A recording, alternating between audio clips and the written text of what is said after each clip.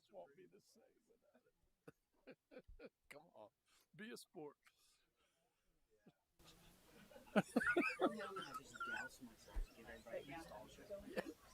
Oh man, I miss the old days. Let me call to order the Mount Pleasant Town Council Special Council meeting for this Tuesday, December 9th. Thank y'all all for being here.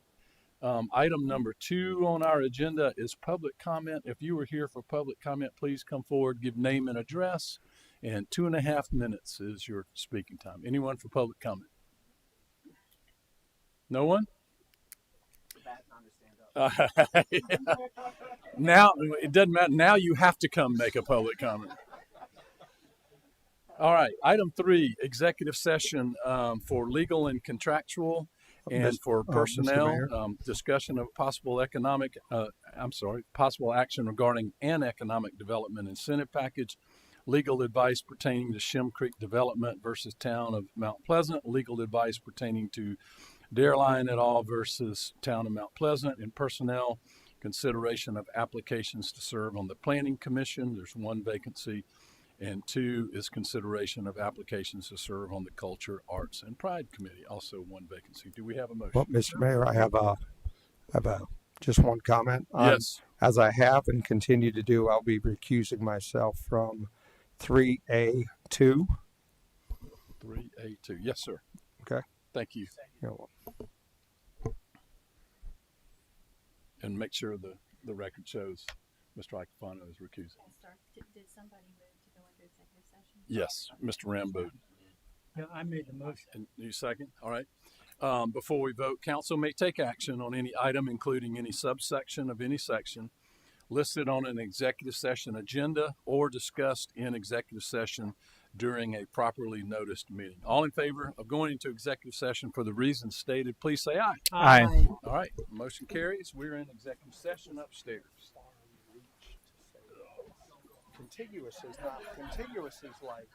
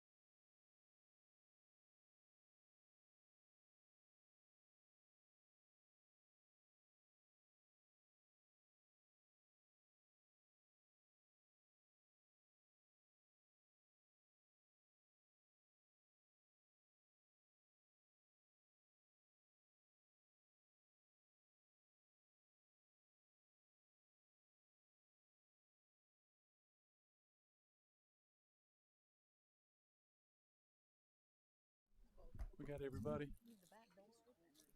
It is cold in here. There's Mike. We're missing one council.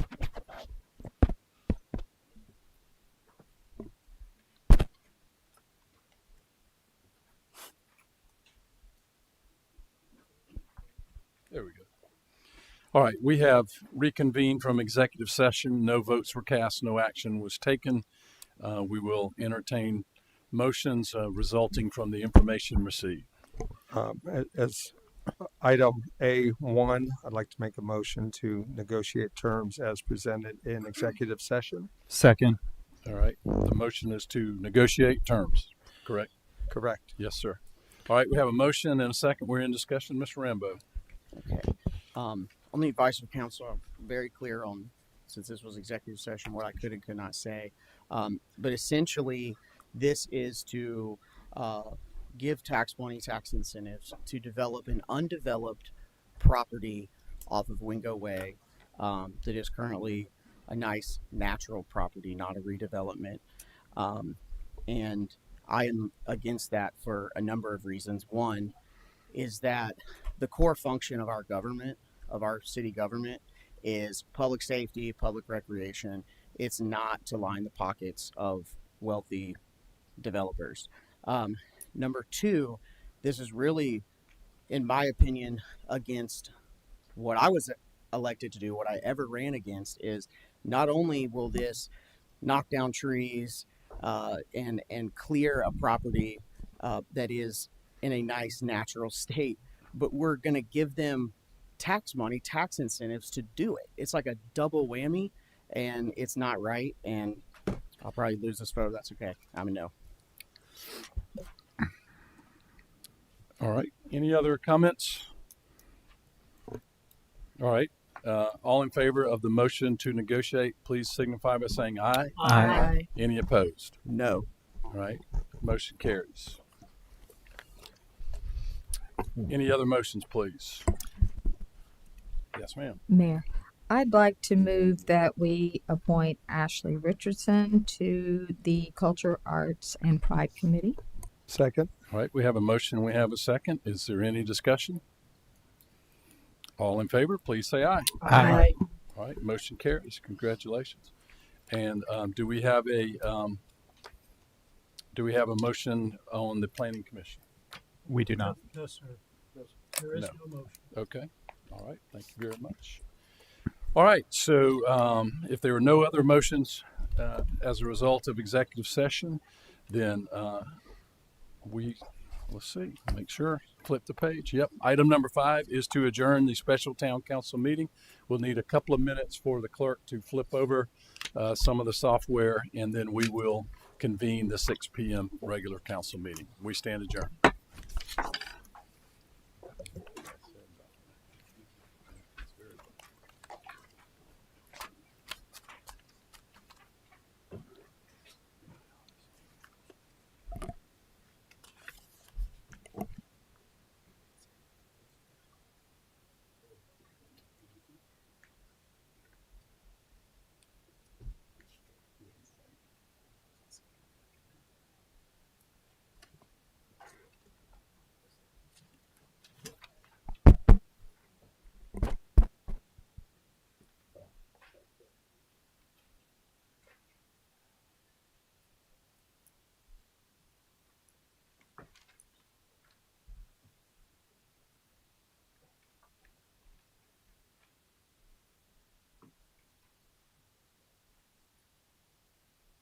You ready?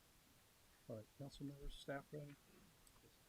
All right, good evening. Let me call to order the regular town council meeting for Mount Pleasant Town Council for this Tuesday, December 9th. It's good to see everybody here. And if we don't see you again before the holidays, we want to wish everybody a Merry Christmas, Happy Hanukkah, and a Happy New Year. And hope you all know the Christmas parade is coming up on Sunday. The holiday market is Saturday.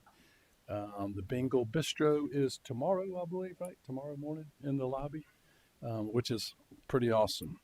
So our first item will be the prayer led by Chaplain Lewis Lee, and then the Pledge of Allegiance led by Mayor Pro Tem Howard Chapman. Would you please stand?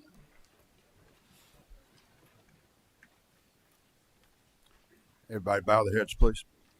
Heavenly Father, thank you for another day in your wonderful world. As we wrap up another year, guide us in 2026, that we may be inspired to pursue even more diligently the dream of a united town of Mount Pleasant in our actions and deeds. Help us to forget the mistakes of the past and press on to the greater achievements of the future.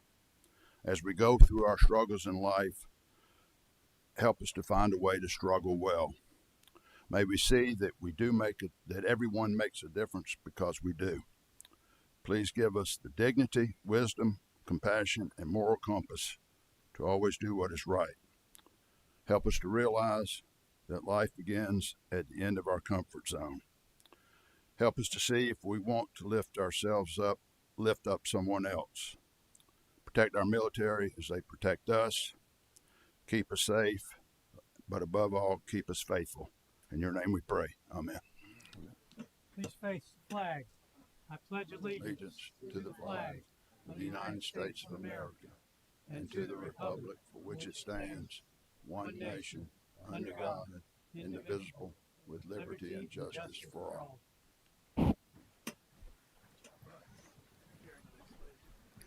Let me also thank the clerk of council and whatever else helped you for the lovely Christmas decorations tonight. It was really nice. Item 3, approval of the agenda. Do we have a motion, please? All right, we have a motion. Second, any discussion? All in favor, please say aye. Aye. All right, the motion is approved. Item 4 is public hearings, awards, and presentations. Mr. Pagliarini, do you want me to introduce this first, or would you like to set it up? I'm happy to, if That would be great. Thank Mayor. Thank you, Mayor, Council. This is a public hearing requested by a private entity, private school, nonprofit school located in the town of Mount Pleasant called Crown Leadership Academy, Inc. They have requested a public hearing in accordance with federal law 26 USCA section 147F. They are applying and requesting a bond, which is a private activity bond, and is used for capital expenditures for their school building, not operations. The question many have is, why is this on the town agenda? This is not a town issued bond. The town is not liable for any bond, is not the issuer, is not a beneficiary, and it does not constitute a debt of the town. The requirement for Crown Leadership Academy is that they have local approval. The school is located in the town of Mount Pleasant. I presume that our federal government has decided that it is up to the local entity to determine whether such an operation, in this case a school, is a benefit to the town of Mount Pleasant. If the council approves this, again, there is no participation on the town's part. It is simply a federal law requirement authorizing this bond to move forward. And I'm happy to answer any other questions. Yes, sir. I'll make a motion that we approve the bond as stated. Second. All right, we have a motion and a second. And Sir, you have to call the public hearing first. and Yes. Make sure there's any. I was going to say, Oh, I have thought the that was public hearing. Right. No. My bad. That's okay. Withdrawn. Okay, thank you. Because what I was going to do is have the public hearing between the motion and the vote, but we'll just do the public hearing. All right, so would those who are here to speak on behalf of that come forward and do the public hearing aspect of this, please?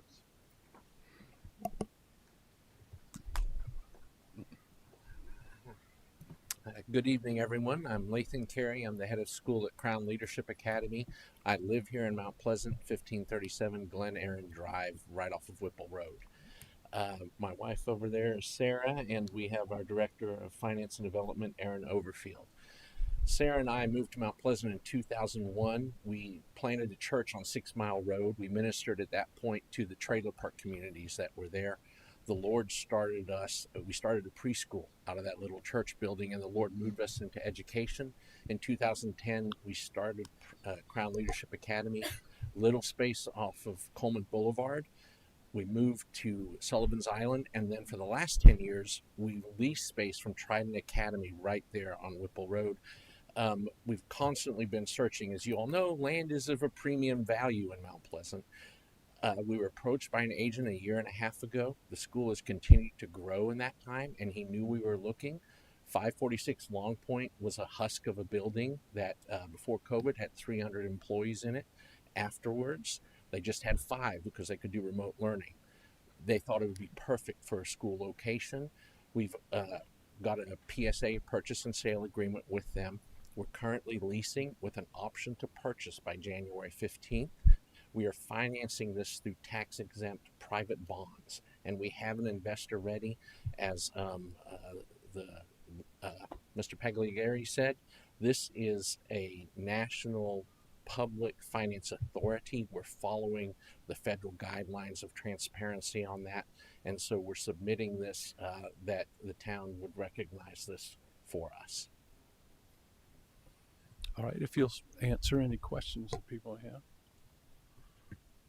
Any questions? Yes. Yes, Mr. Latham. How much is the bond financing? The maximum amount is 20 million. We are currently going for about 9.8. In future years, we're going to add a gym, which will increase that. And then there's wiggle room to play in case of inflation and spending prices and increases. But that doesn't mean the bond will be that 20 million. They just put a maximum amount on it. And this would be to upfit the building at 546 Long Point, right? Yes, and improve the property. Correct. I will vouch for the fact I went to the grand opening, the ribbon cutting. The property is beautiful.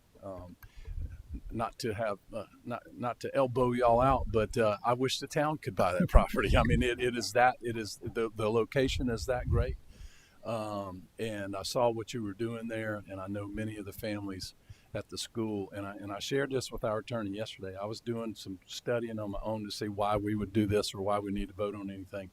And I believe this goes back to the TEFRA Act, which is about 40 years old. I'm thinking the Reagan administration. That is correct, sir. And the only thing that I can see, and this is not legal advice, this is just the opinion of somebody sitting up here having to make a decision, is that the federal government wanted the local communities to vouch for the fact that this is not some fly-by-night, some sham operation that's going to take off with funds intended to do something good in the community. And I think we have council members who have been associated with the school in the past. One of my pastors is associated with the school. So if that's all we're voting on, that's very evident and apparent to me. Yes. Okay. Anyone else? Mr. Tinky? No, I agree, and with concurrence with Mr. Rambo, I move to accept this with the conditions of Mr. Pagliari. Would you give us what those about any liability or participation on the part of the town? Yes, sir. This is not a town-issued bond. The town shall not administrate nor have any administrative authority over execution or expenditures, and in no such event shall the town of Mount Pleasant be liable for such bond, nor shall the bond constitute a debt of the town. Is everyone clear on that? And that's in the record. So if anybody comes back in a few years and says, hey, all right, now do we?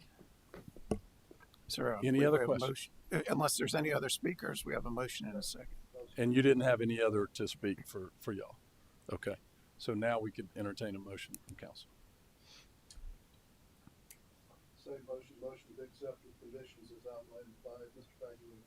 Second. Okay. Motion a second. Any other comments? All in favor, please signify by saying aye. Aye. Any opposed? All right, motion carries. Thank you. Thank you for coming, and thank you for what you do for our young people. Thank you all very much.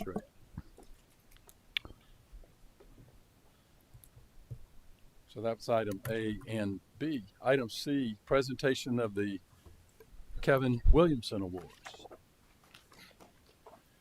Thank you, Mayor, members of council. Tonight, we are going to take a few minutes to recognize two young athletes for a very special award in our youth football program, the Kevin Williamson Award. And I'd like to ask Mr. Johnny Dodds and Mr. Gary Santos to come forward to do those presentations for us. Great, thank you.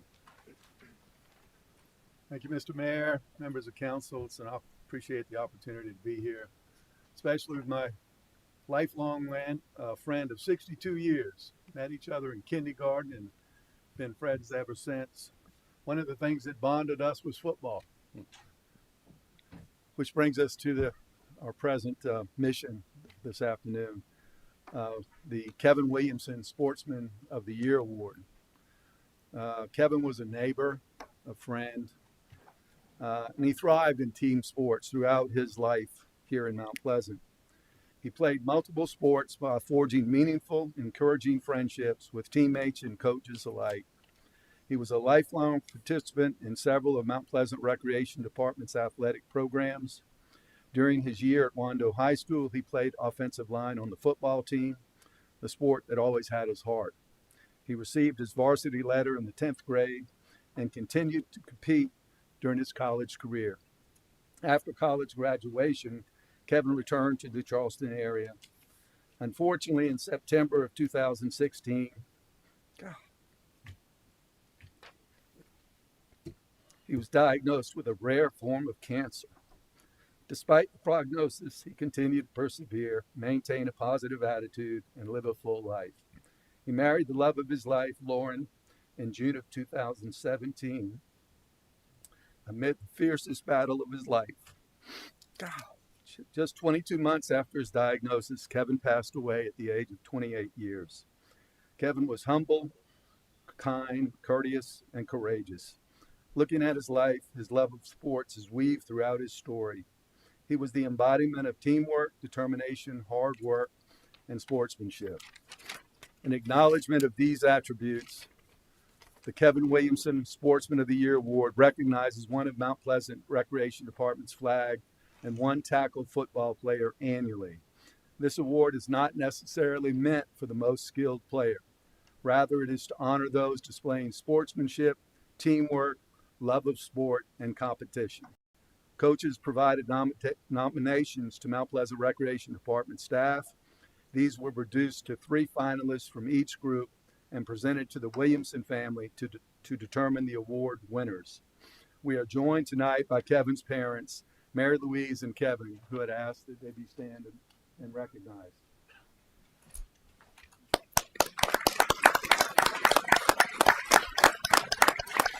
And we're happy to present a check to the town, Mr. Mayor, for $500 in support of this program. Thank you very much.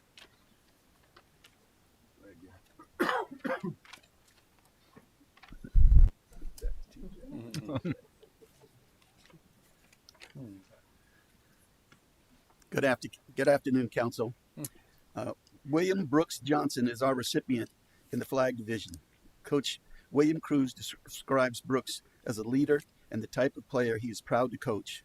Willing to play any position, Brooks is enthusiastic and supportive of teammates by offering encouragement and a helping hand or a high five. Coach Cruz states Brooks was an absolute joy to coach and worked hard for the good of the team.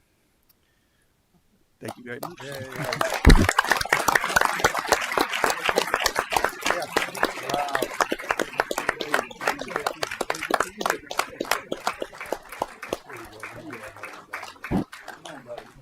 Wow, that's a big trophy.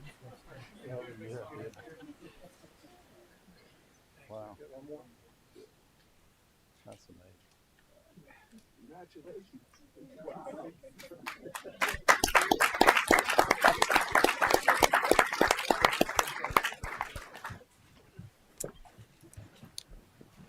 Mark McCready is this year's winner of in the tackle division. According to Coach Jeff Aliberti, Mark brought a positive attitude to every practice and was one of the most coachable players on his team. Mark never hesitated to offer a hand and to an opposing player after tackling or help the teammate off the turf after being knocked down. To quote Coach Aliberti, Mark has a giant smile that keeps everyone positive regardless of what's happening on the field. Ladies and gentlemen. Let me get a picture, man.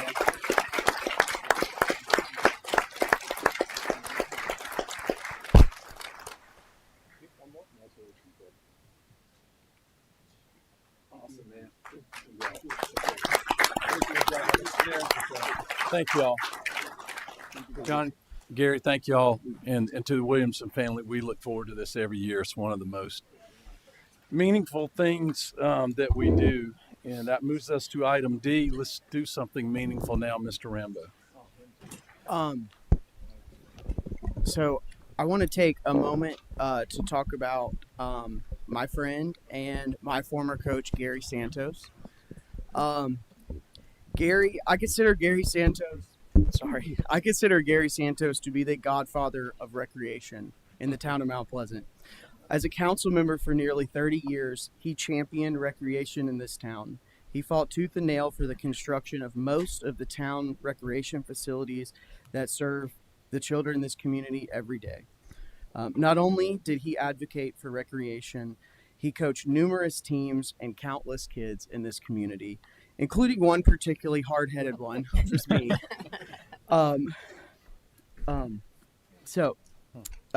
It is fitting that we do something very special to honor your legacy and implant your legacy in this community. And so with that, I would like to make a motion to name the upcoming new Rifle Range Road Park facility Gary Santos Park. Second. Third.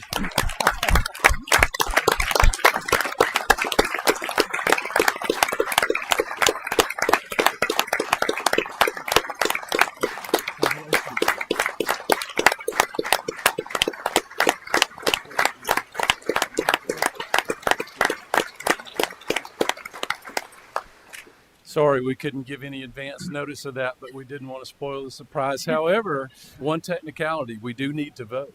Yeah. No, that's okay. It's all right. All in favor of the motion to name the Rifle Range Road Park facility the Gary Santos, however we put it, sports complex, please signify by saying aye. Aye. Any opposed? Gary, congratulations. Thank you very much. I appreciate it. Thank you very much, y'all. Thank you very much. And yes, we will have more. There should be a groundbreaking, hopefully coming up soon in late January, maybe February. And we will have more speeches and family and all of that then as well. So, thank you. we didn't want to spoil the surprise. Sorry, we didn't let that out. Okay, if you'll turn the page, we're at item number 5, approval of the minutes from the November 7th meeting, council meeting, November 12th, regular town council meeting, and the October 2025 financial statement. Motion. Move for approval, Mr. Chairman. We have a motion. Do we have a second? Second. Any discussion? Yes, I wasn't at the November 7th special town council meeting, so I'm going to abstain from that portion of the vote. Okay. What is this? All right. Any others? All in favor of the motion to approve those minutes, please say aye. Aye. Any opposed? All right. Motion carries. Item 6 is public comment. All those who signed up for a public comment, please come forward when the administrator calls your name and give name and address. 2.5 minutes, please. Thank you, Mr. Mayor. First speaker, Wendy Lockhart.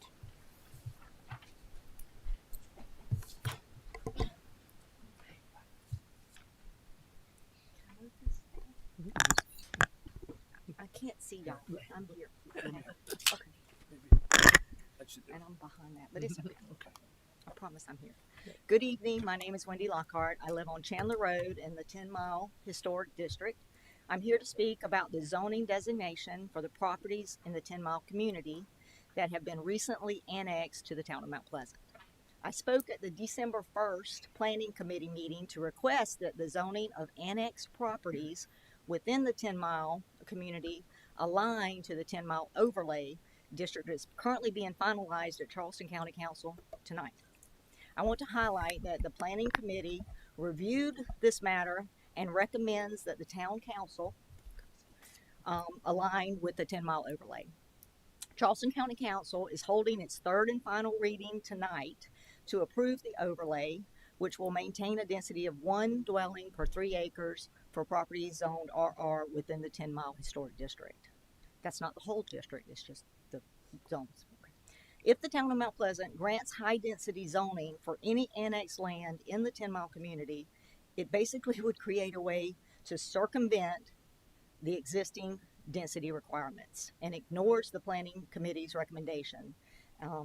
It establishes a dangerous precedent. So consider this scale. There are currently 19 acres for sale on Chandler Road, 1.5 mile road, 19 acres. Another 5.5 are going to be listed shortly. That does not include the 6.5 that's on tonight's agenda for annexation. That totals 31 acres of available property for development on Chandler Road alone, right? If those 31 acres are allowed to annex and bypass the current density of 1 home per 3 acres for a higher density of 3 homes per 1 acre, that's potentially 93 new homes on Chandler Road. This increase would fundamentally change the historic and rural character of our community and that we're striving to protect, not to mention the impact on our strained infrastructure, right? So Charleston County Council, again, is voting tonight to approve an overlay district that will officially protect the integrity of 10 Mile. We also have the support of the Town of Mount Pleasant Planning Committee. So I respectfully ask that this council align all annexed properties within the 10 Mile community to the density requirements of the 10 Mile overlay that should be approved tonight. Thank you. Thank you for your support. Merry Christmas. Barbara Smith.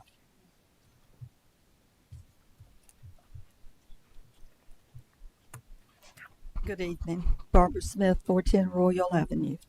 First, I want to thank all of you for your service. It really means a great deal to me and to see people who want to be involved. Last night I was looking at Nextdoor and I saw there was a final reading for many changes that would happen in the old part of Mount Pleasant. I'm one who usually keeps up with this type of thing, as you probably know, and I certainly missed all of this. Nextdoor said the Planning Commission had a public hearing in October, so I looked this up and saw number 2. It mentioned accessory structures and neighborhood preservation overlay. Who would even know that this was old Mount Pleasant? I sure did not. I see what is happening in so many neighborhoods, the Groves, Bayview, Shenwood, and lots of others. ADUs being built right up to the property lines, right up to the fences of neighbors. I have that same thing beside me. I guess that steps don't count in their setbacks. Nextdoor said that there were 2,500 homeowners in Old Mount Pleasant. My question is, how many of these 2,500 homeowners were involved in this new ordinance? I was surprised. I was upset when I heard of this as a final reading today. Personally, there has not been enough involvement from this community as far as I can see.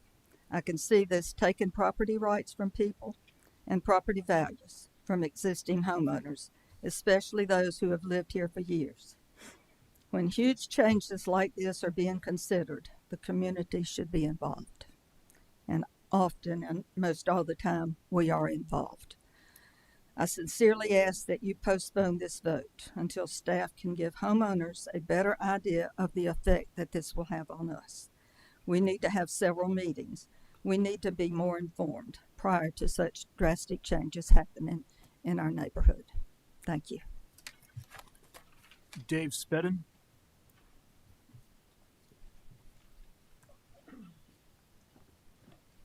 Dave Spedden, 3429 Tumor Hill Circle. Sorry I missed you all last month. Congratulations to those that were elected and re-elected. We look forward to what you do for our community, and hopefully it's a lot of good things.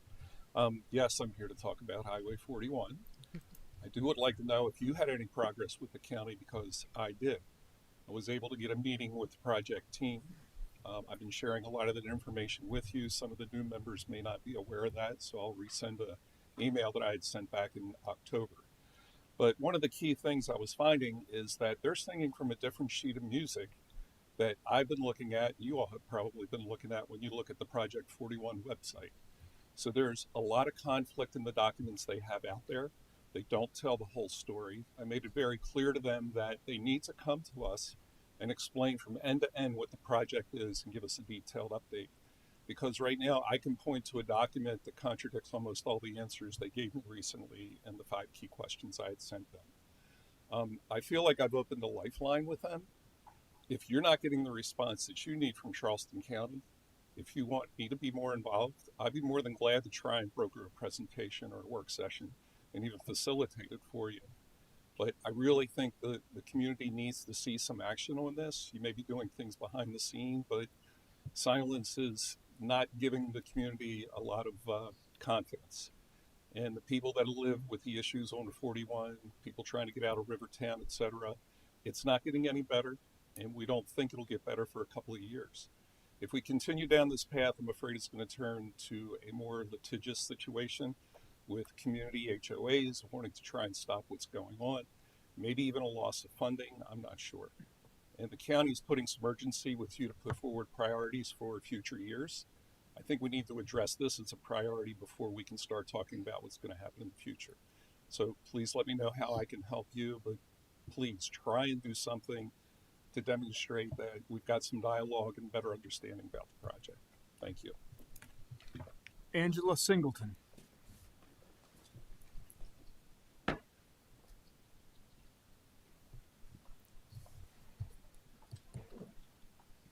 Good evening, council members. Angela M. Singleton, 3822 Tomescu Lane.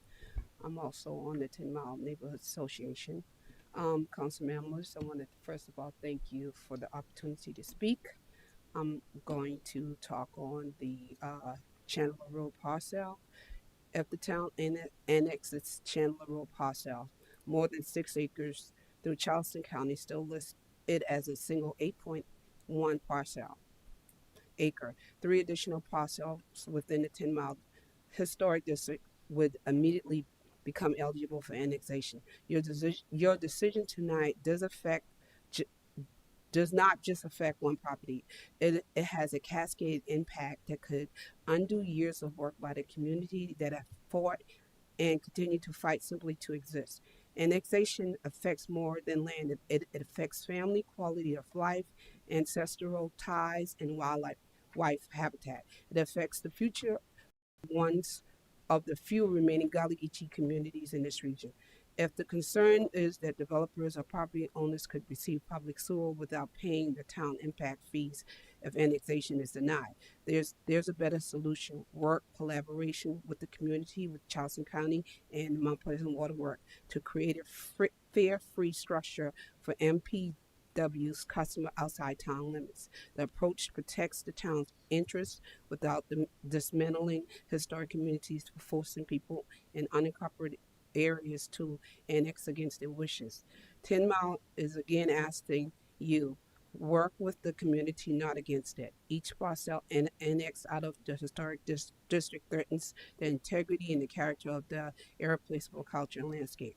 As you know, the community has requested an overlay district. We have proposed adjustments to dimension standards so that the development aligns with the history and prevailing character of 10 Mile. Tonight you will hear the 3rd reading on zoning, and an important part of the overall equation. The town's zoning reference settlement community, but zoning directly impacts these historic areas, must be shaped with the community themselves. In 10 Mile, for example, we've already have multiple zoning categories.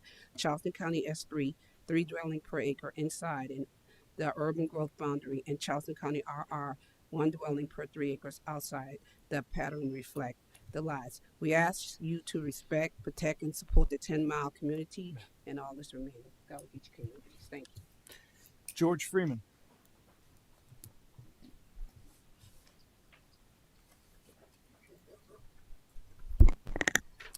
Good evening, George Freeman, 2347 Highway 17 North. I'm here to speak as the president of the CAGE organization tonight. When it comes to Highway 41, we're very concerned about that. And I'm here tonight to be in agreement when it comes to the current road that goes through Laurel Hill. We feel that that does not do anything to solve problems. We need to start looking at the town of Mount Pleasant differently. Right now, we're looking at trying to make town of Mount Pleasant a thoroughfare. we should be looking at the town of Mount Pleasant as a destination. And if we're going to talk about destination, we shouldn't be talking about widening roads. We should be talking about building connecting roads. You should have gotten a plan map that I handed out tonight.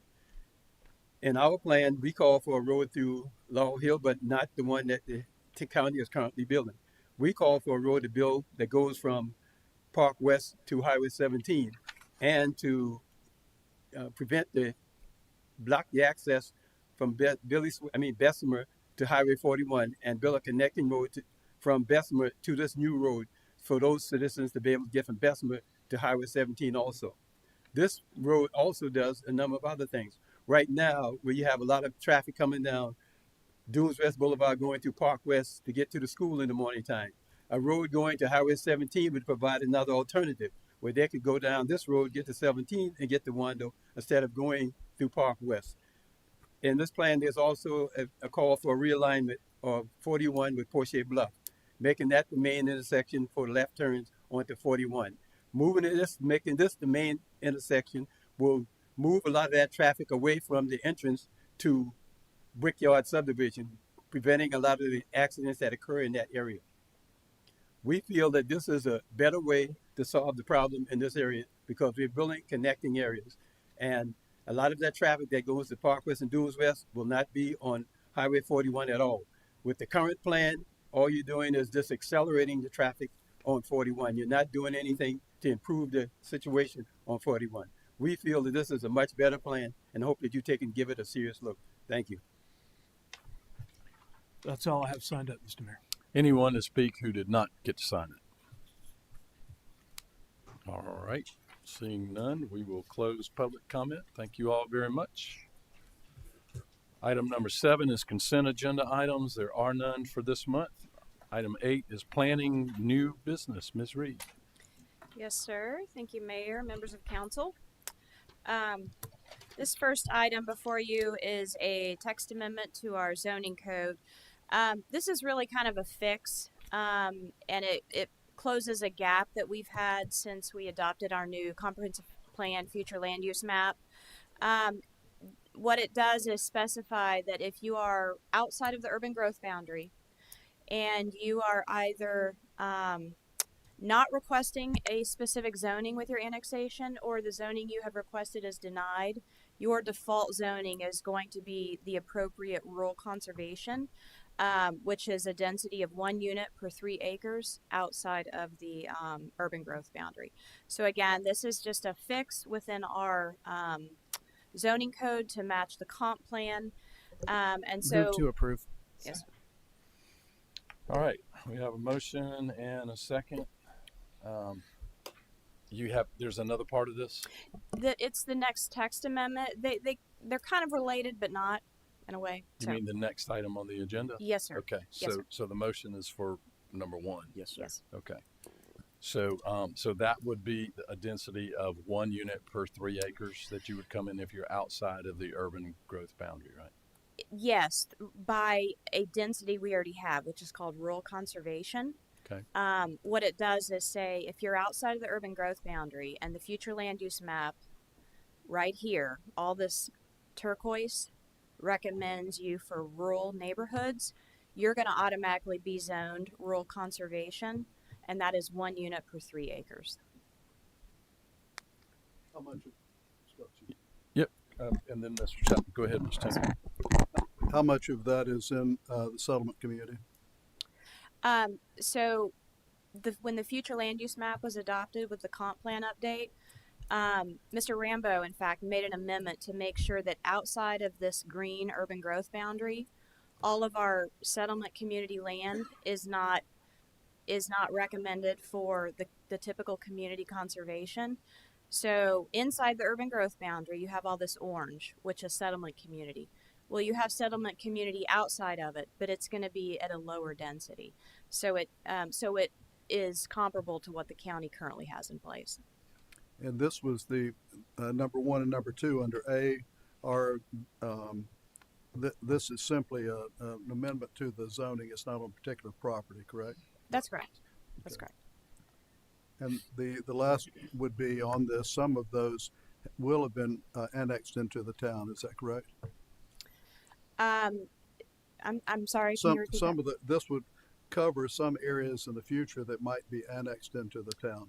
That's correct. And so Absolutely. the only caveat I have on that is we've been talking for years about our historic overlay and how we would manage that with the county and how we'll mirror that. I think it's important that we put into action that. So with permission, I'd like to add that we challenge staff to work together with the county to come up with alternatives for the historic overlay. Don't know what they look like today because it's a little difficult, but to come up with options so that because it's here, it's with us, and we don't have any wiggle room in between us and the county. Right. No, that's a great point. And as one of the speakers said, we've been following and working with the county. It's been a 3-year process for the 10-mile community. They are having third and final reading tonight.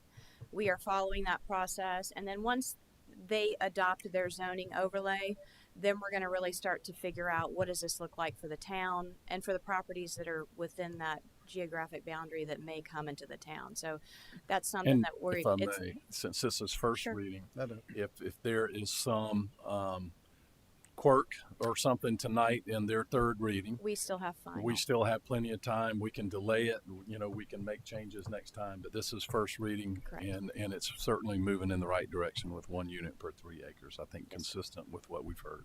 Yeah, Ms. Chapman. In the use of this updated zoning, which we're just giving first reading to tonight, does this give us the availability, and I guess I need to ask our attorney, to declare the issue of the fact that we've given it first reading? If we happen to have an item on the agenda tonight, and I'm not sure we do, but if we do, will it then fall within this, since we are giving it first reading, so it's the doctrine that, pending doctrine that allows us to make sure that those properties, if we do something with tonight, would fall under this? Yes, sir. For clarification, you're asking about attaching a pending ordinance Right. element to this, which if council were to do so, and you can, any submittals from this point on would be subject potentially to the new ordinance. You mentioned, sir, about on the agenda, those would not, simply because they've already been submitted. But a pending ordinance rider to this would be appropriate. That can be done by amendment, and it would require any future applications received be subject to the new ordinance. Thank you. Yes. I'll make an amendment to attach the pending ordinance doctrine. Did I say that correctly? Yes, sir. Second. All right. So just parliamentary speaking, so this is first reading of that. It was to approve, but we can add the pending ordinance. Well, yes, sir. I think it is not an amendment to the actual ordinance itself. It's an Exactly. attachment of the pending ordinance, so that would be appropriate. Okay. Do we I'll need to reword vote? that Do we- as not an amendment, but as a restating of my motion. Either way is fine, sir. You've done it correctly. Not a problem. Thank you. Tell him that. Are you saying, do we need to vote on adding the pending ordinance separately? Let's do this. Yes, sir. If you withdraw the motion, restate it, and then we'll just go That's that always direction. easier. I withdraw the motion. Who had the second? You. Okay. All right. Now, new motion, please. Okay, I move that we approve item A1 with a pending ordinance doctrine attached. All right. Yes, sir. Second. All right. Any discussion? All right. All in favor of the motion, please say aye. Aye. Any opposed? Motion carries. First reading ordinance number 25053. Okay. So that moves us to 2. I move to recommend that we approve item 8A2 with the pending ordinance doctrine attached. Do we have a second? Second. All right. Any discussion? All right. Ma'am? Yes, you have the floor. Could you explain how many units per acre? Of course, yeah. So this text amendment is specific to our rural residential zoning district. It's a district that exists throughout the town. But it really is specific to those areas outside of the urban growth boundary because that's where most of all of these areas are. The proposal was originally to reduce the density from 3 units to 1 acre to 1 to 1. There was, as the speaker mentioned earlier, the county, we were looking to meet in the middle with the county. The county's rural residential is 1 per 3. Ours was 3 per 1. They were looking to amend 1 to 1, and we originally proposed 1 to 1. When it went to committee said, let's make it 1 to 3. It looks like the county's going to maintain their 1 to 3. So it's comparable to what the county would have, and it is a more appropriate zoning for those properties that are already zoned rural residential outside of our urban growth boundary. So, And again, it's first reading, so if the county pivots, we can always adjust. Correct. Yes, sir. Mr. Tinky. My concern still is there's wiggle room in between. That the pending ordinance helps, but it doesn't deal with historic overlay. Because if there's not an historic overlay, if I'm correct, that gives certain protections on whether you could, when you can subdivide, how you can build a house and the massing of the houses, the character of the houses, etc. That's additional protection for these areas. How do we ensure that we do that? I know there's been discussions, but in the meantime, time marches on. People bring in applications and they have to be reviewed. And so, how do we go about aligning those two? Great question. I think the first thing that y'all have done that is a good step is to put the moratorium in place while the county figures it out and adopts what they're going to adopt, and then we can start to look at it. So we do have the moratorium against any subdivisions over 4 lots, which is the same that the county has. That's in place until July, and that could always be extended if it needed to be. But and I do want to reiterate that this area is already a historic overlay. What is being adopted is a zoning overlay. The zoning overlay took 3 years to create. It deals with not only subdivisions, it deals with architecture, it deals with lot sizes, development standards. It is a true zoning overlay. So it's something that we need to make sure the county first has adopted, and then we can look at what they adopt. So I would say that that's after they adopt it tonight. We're really going to start digging, and that's going to be our New Year 2026 challenge is moving forward and trying to hopefully hit a target of working within the confines of that moratorium that y'all have put in place. So, because still, even though it's the moratoriums for 4 and more, if they came in and they were doing a subdivision within, would they still, under the moratorium of the county and the town, still be able to subdivide under 4? whether they're in the town or the county, anything under four lots and under, they would be able to subdivide. Are they subject to an historic overlay as far as the character of the homes and size and massing under the county that they are not with the town? If this zoning overlay is adopted, then yes. Yes, they could do something different, or they would do the same. Can you repeat the question? I'm sorry. With the overlay, if you're bringing houses on in the county under 4, and there's an historic overlay in the county, does that provide today more protection than if you come and annex into the town?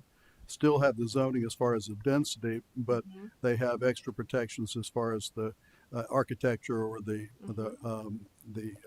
character of their neighborhood based on the criteria they've set forth. Yeah. So let's take 2 lots. One comes into the town, one stays in the county. They're both annexed in. They're both 2 acres in size. The density is going to be the same, 1 unit per 3 acres, whatever it may be. But if the zoning overlay is adopted tonight in the county, there will be more strict development standards. It permits it's more restrictive on the different uses in the zoning overlay. It has some different development standards. It has some different, I think, some architectural and different facade things. So that zoning overlay, if it gets adopted tonight, is going to be more restrictive. But what we would have in common at this point would be the moratorium on subdivisions and the overall density. So Does that that's excellent. So we'd still have to have a discussion of there because there's wiggle room between, and one of the Right. concerns we have with the historic settlement communities and the work that they've gone through in 3 years is to not leave space in between where the character could be changed based on the Sure. fact that they have more strict uses than we do. And so what I hear you saying is we move post haste to do that, but then practically what would happen if somebody brought an application forward in the meantime? to annex into the town, if If they had already, yes, or if they had already annexed into the town previously in the last 3 or 4 months, what would happen in the moratorium? Would they continue to move forward with the rules and regulations that we have, or would we have to? It'll only be for new annexations. no, until we have the zoning overlay in place and adopted by town council, the base zoning and our subdivision requirements are what would apply. Okay. I'm not sure that answers. No, your I'm just question. trying to make sure we align because there's a move to annex quickly and to get advantages with the town that you wouldn't have with the settlement. And we want to try to make sure that we work with historic overlay so it's not a patchwork of homes and within that area. Yes. All right. That's correct. All right, so the motion is to approve with pending ordinance doctrine. We're on item A2. Any further discussion? If not, all in favor of the motion to approve, please say aye. Aye. All right, the ayes have it. Motion carries. First reading, ordinance number 25054. Items number 3 and 4 are about the 1-year extension of vested rights. And if you have looked forward in the agenda, you see that later we also have a discussion of why and how to change that. But that has not occurred. So as for now, these two have applied. And my understanding is they are still in conformity. They would not be out of conformity. And basically, as it was put to me, not by our attorney, the state didn't say we have to grant this, but they can sure make us wish we had. I'll move for approval of both of them. All right. 3 and All right. We have a motion to approve items 3 and 4, and we have a second. Is there any discussion? All in favor, please say aye. Aye. Any opposed? Motion carries. Old business. Final reading, an ordinance to provide for annexation of 2 parcels of land. Ms. Reed, if you will. Yeah. To approve one. All right. Second.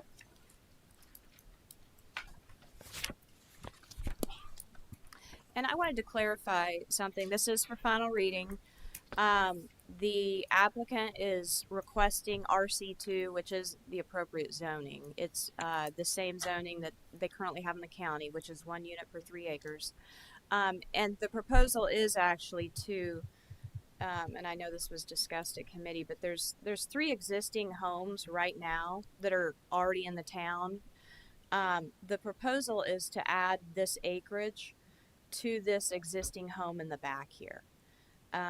And so while if you look at the overall density of this would be an additional 6+ acres coming into the town, and the density is 1 unit per 3 acres, in order to create buildable lots out of that, it would have to go through our planning commission and a subdivision process. So I did want to clarify that this additional annexation is to add to an existing residential lot where there is already a residence annexed into the town. Got it. So. Let's see, we have a motion to approve. I'll just add, I think 3 of us at the last time had voted against this, and I really haven't changed. I don't think it's the most evil thing in the world, and I certainly don't want to shame anybody that votes for it because I get it, but I just don't understand people, annexing something like this, first of all. if they already own it and it's the same density. And even if we say no, if it was a matter of getting sewer, which I don't know, is there sewer service on Chandler Road? I don't think there is, but there might. I think it's a distance away. So Yeah, there's a yeah. distance, yeah. I just, like some of the speakers had said, I'm very wary of people. Right now, we've got I hate to say we got the county right where we want them to be, but they are doing what we would like for them to do right now. And I just think there ought to not be a lot of annexations into the town right now while the county is trying very hard to get their act together and make it a more tenable situation for the town. So I'm still a no on the annexation. I would be a no or a deferral for the same reason. I own land, and when I see configurations of land like that, it reminds me of a piece of land I just bought an easement to so I could get into my 200 acres. And so it's for to me, it sets up a situation where it can be a subdivision or a lot more division of land at some point in time. So I think with the county meeting tonight, I don't see the rush. I would rather see us defer, quite frankly, and see what happens with the county. I'd also like to see what happens with the historic overlay. It's too much of a question out there. We don't have a historic overlay. I'd like to see us actually have one so that when we do these things, they coincide. So I would be either a denial or a deferral. Any other discussion? All right, all in favor of the motion to approve this annexation? We're on item B1. Please say aye. Aye. All opposed? Nay. No. Okay. 6-3, me, Tinky, and Crosby. First reading, ordinance number 25049. I believe that's final reading. I Yes, sir. apologize. Final reading, All right. ordinance number 25049. Thank you. Just want to make sure we're straight on that. All right, item 2 is an ordinance to zone RC2, the parcel that was just annexed, I believe.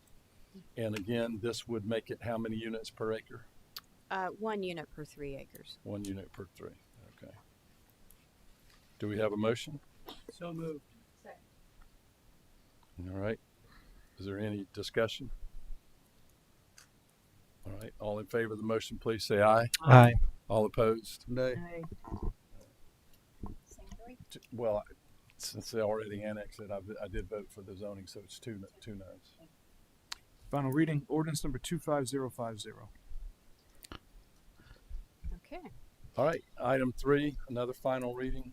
Yeah, and staff would respectfully request deferral. We have started to advertise and put out the word that we're going to have a public input meeting at the holiday market. We'll have a table set up to from 11 a.m. to 2 p.m. For folks to come by, and the main things to talk about are the changes to detached accessory structures, which includes height restriction and setbacks. And then we're also going to talk about expanding building area ratio into the old Mount Pleasant area, where it, as opposed, Okay. in addition to the old village. Second. To defer. I think even before you brought that up, a lot of council members were thinking the same thing. So good. Thank you. Yeah, absolutely. Well, it just makes sense if we're having the booth at the Yeah. thing and other things to not go ahead and vote on this tonight for final reading. So the motion is to defer. Any further discussion? All in favor, please say aye. Aye. Any opposed? Motion carries. Thank you. All right, 9 committee action meetings. Finance Committee, possible action to accept a 2025 South Carolina Department of Agriculture grant. This is for the Wando Shrimp Dock. Yes, sir. I keep Gotta look I'd that way this time. Yeah, I'd like to have a presentation if we could, so everybody understands what we're trying to do with this before we. Sure, I'll be happy to summarize this very quickly. The town has been awarded an agribusiness initiative grant through the South Carolina Department of Agriculture in Charleston County. This grant will provide reimbursement for the infrastructure upgrades to the shrimp dock, including structural renovations to the processing facility and parking lot improvements. The grant will reimburse $200,000 of the remaining $2.1 million currently budgeted to this project. Per our grants policy, town council is required to accept any grant award greater than $100,000. Mr. Chairman, this is a very good process that the staff went through to get this grant to help on Shem Creek. So thank you very much for doing that. That's And I'll make Mr. a Brady. motion that we approve. Second. All right. To approve. I had the privilege of meeting the Commissioner of Agriculture there right before a farmer's market, and he came to the farmer's market and loved that too. But he really loved what the town has done. They had just finished the upgrading of the dock and everything, and it really is. If you haven't been down there, you ought to see it. It's amazing. So, Mr. DeMore, you and your staff, that's great work. Thank you, sir. Yeah, the place has never looked better. So we have a motion to approve and a second. Any further discussion? All in favor, please say aye. Aye. Motion carries. Item 10, new business, council new business, first reading of an ordinance to amend section 151.004 entitled Extensions of Vesting Periods and Limitations. Mr. Rambo has lived for this date for years. And so I'm very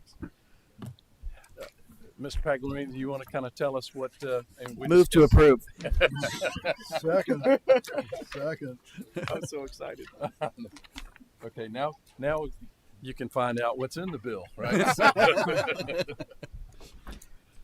Briefly, Mayor, Council, this is a provision brought forth and was discussed at PJL and unanimously approved related to the town vested rights ordinance and the state vested rights statute.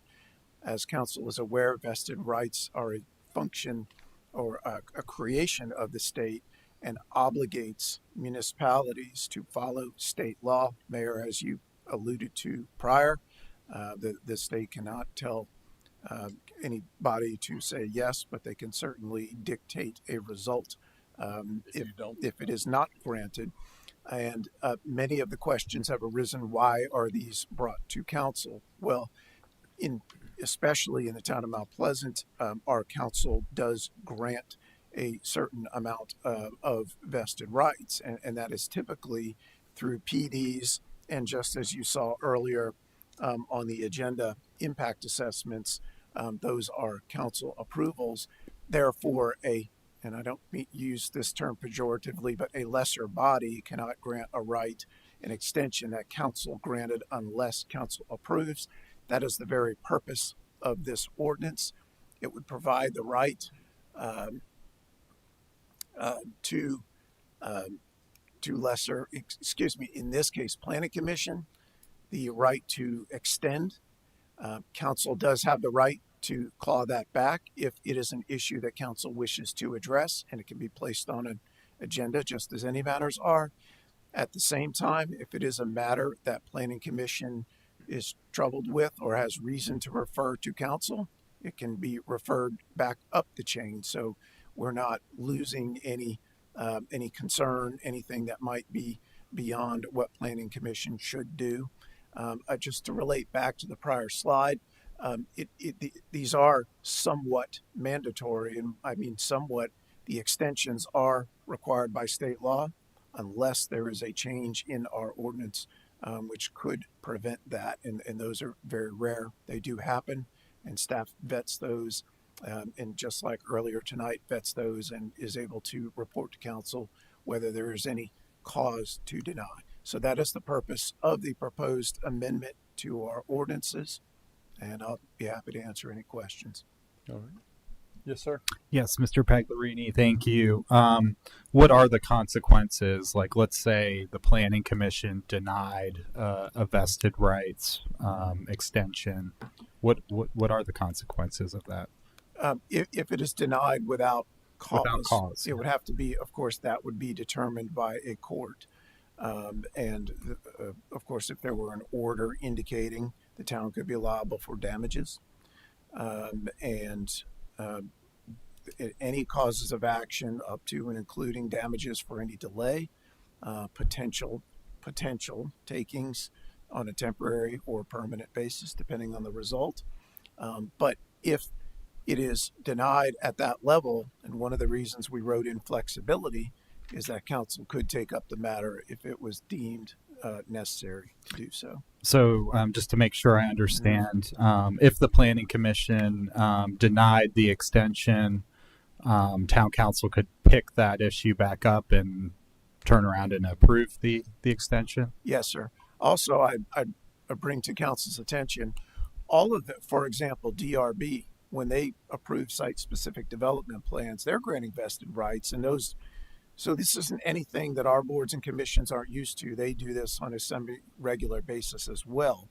The only difference here is that the original right was granted by council, and council is now delegating that responsibility of extension to a lower body. But Okay. yes, sir, it can be brought back up to the council level by any council member or 3 council members through the committee process or directly to the agenda. Okay, thank you. That does give me some comfort because I did worry about delegating that to the planning commission and then they make an interesting decision and that puts the town on the hook, legally speaking. So it sounds like if that were to happen, we could just immediately turn around and put it on our agenda and cut off any potential of litigation. Yes, sir. And I believe that to be true as of today. For example, I keep using DRB as an example, but if that were the case, staff legal would bring that to council's attention and provide insight as to potential ramifications.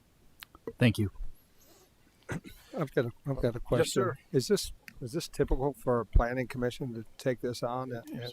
Planning commission, as dictated by state law, can be responsible really for any planning related functions. Their powers are quite broad.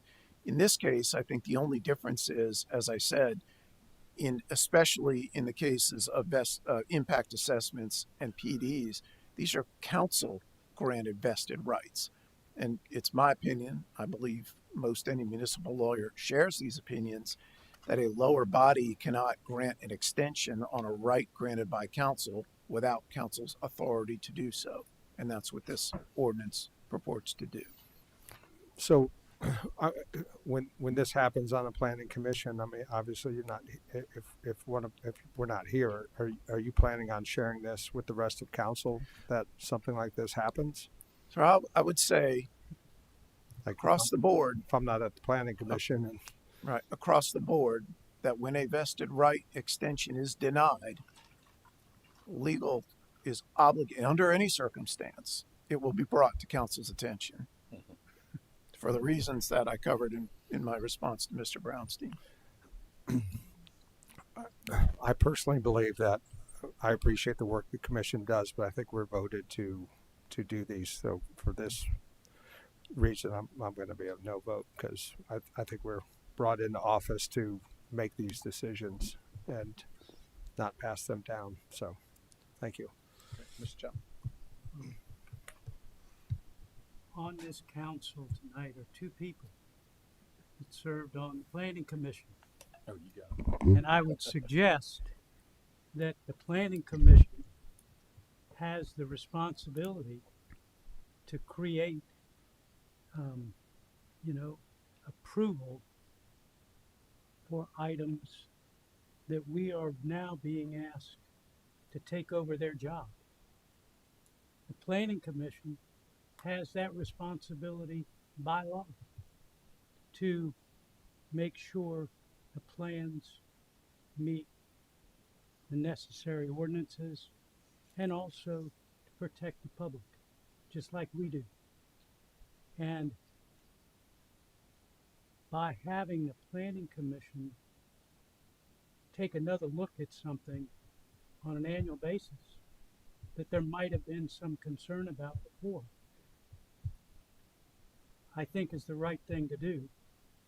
And I can think of one particular project that was worked on by the planning commission and ended up coming back to town council, dealt with a hotel going in the area around Lowe's and Walmart up in the northern part of town. And when it did come back to the planning commission, they made the changes necessary to satisfy the neighborhood. And they required the developer to do that already. And that's part of their job.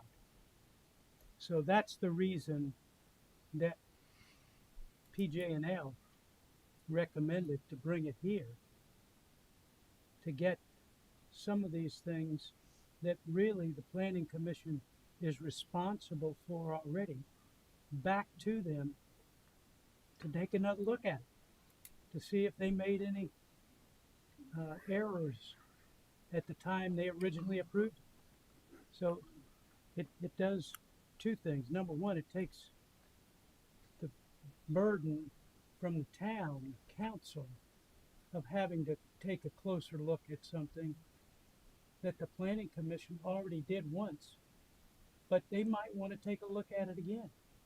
And that's what their responsibility is. That's why they exist under state law. I think that's what our attorney is trying to tell us, that that's their job under state law. Whether we like it or not, that's their job under state law. So, yes, ma'am. Ms. Height? I don't see this as a burden for us to review these situations, so I'm a no on it. I appreciate seeing these things annually. It keeps us informed. I'm not usually at a planning commission meeting, and I like to know when these things come up for renewal and how much more time they have and that sort of thing. It keeps me informed, and there may be something that comes up that I have a problem with that I'd like to know about. So I'm a no on this. How many, this is maybe the fourth or fifth that I've seen in 10 years as a member of this body. Maybe 5 in 10 years, maybe once every couple of years we get one. Right. Yes, sir. Again, those that are approved at a lower level, whether it be any of our boards or commissions, the extensions are handled by those boards and commissions. The ones that council sees are those that would have been granted by council. Mm-hmm. In the examples I provided, PDs, impact assessments. Right. Okay. Did somebody have their hand up? My only question was whether or not council looks at this to give the extension or planning commission looks at this to give the extension. We're given the extension based on all the consequences that you laid out. So either way, it shouldn't take too much of our. We probably spent more time talking about this than we would to just extend the vested right. So I was just kind of, I guess, asking, sort of making sure that was right. Okay. So thank you. I was about to make a very, very similar point. And I appreciate you guys putting it on the agenda. I think my original idea was, could it not be a staff level approval by like the zoning administrator or something like that? Because if staff is reviewing it and they've checked all the boxes of the state criteria, I actually worry not just about council, but I worry about public pressure at a DRB meeting or public pressure at another meeting, and all of a sudden they don't want to grant the 1-year extension that we're essentially required to grant. Sometimes when it's on a public agenda, it makes the appearance that it's up for debate, so to speak, when it might not be. So that my original idea was to do a staff level, but I'm guessing that's not. Yes, sir. That is one of those questions that's up in the air. As legal counsel for the town, I would not be legally in favor of delegating that to staff. I know it's done. It has been done. I know it's done. And if that's what council wishes, a lot. If that's what council wishes, it can certainly be amended at final reading to do that. This is first reading. Right. Yes, sir. And it could be amended next month. Thank you. And it's a long first reading too. Mm-hmm. Yep. Okay. Okay. I think if there's no more comments, we're going to have to call the roll, and this is to approve.